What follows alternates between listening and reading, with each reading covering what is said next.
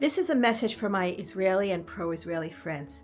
I don't know if you noticed, but on Saturday night at the anti-war rally in Tel Aviv, former hostage Naama Levy told a crowd that the scariest moments when she was in captivity were the moments of Israeli bombings.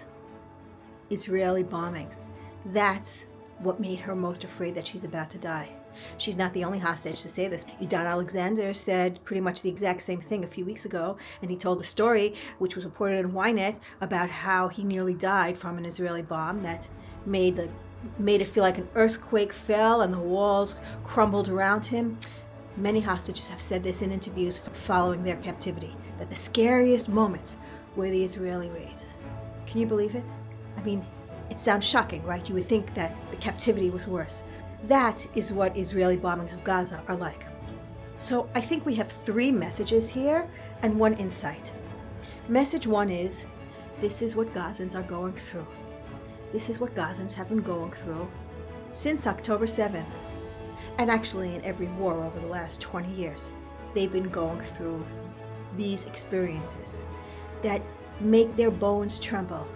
I know just from standing at the Nova, where I stood with my co-host Eva at the Nova Festival, and in the middle of our recording, bombs dropped and we felt the earth shake. It was 10 kilometers away, but wow, it just felt like everything inside of you was rattling. Okay, so we need to know this. We need to know that this is what Gazans are experiencing and have a little bit of empathy and compassion just for that. Number two, we have to face this really hard truth, which is that Israel is killing its own people. 41 hostages have died already in captivity, many of them from Israeli bombs and shootings. So we need to be aware of this, that Israel's actions also kill Israelis. Okay? And number three, we have to face the really hard truth that the Israeli government is not really interested in the hostages. And we know this in a lot of ways.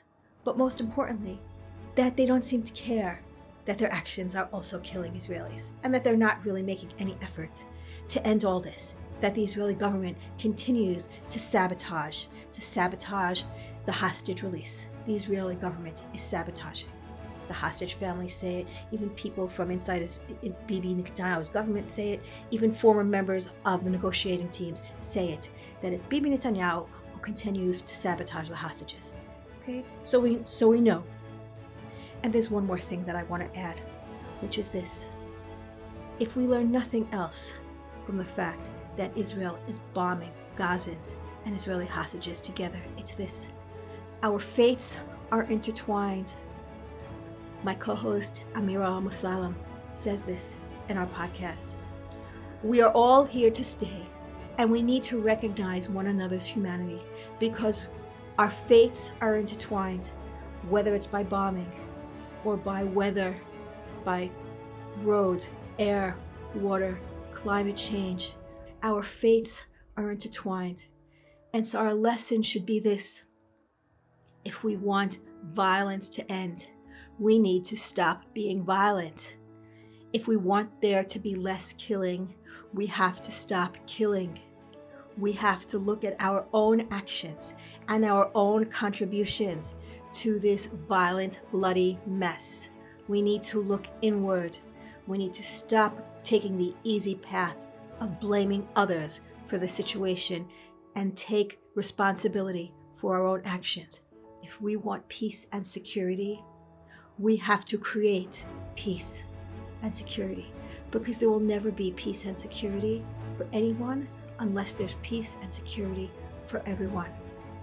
I'm Ilana Stockman, host of the Substack, The Roar, and co-host of the podcast, Women Ending War. If you want to hear more episodes like this, please subscribe, comment, and share. Thank you.